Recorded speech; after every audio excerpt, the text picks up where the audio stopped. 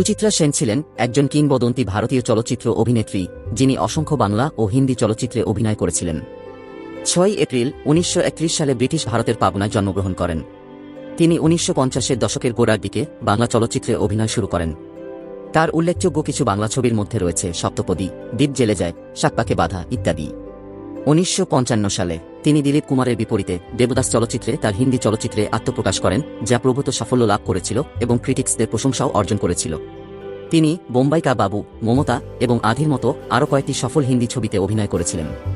1963 সালে সাতপাকে বাধা চলচ্চিত্রে শ্রেষ্ঠ অভিনেত্রীর জন্য জাতীয় চলচ্চিত্র পুরস্কার পান। এছাড়াও তার ক্যারিয়ার জুড়ে তিনি অসংখ্য পুরস্কার পেয়েছিলেন।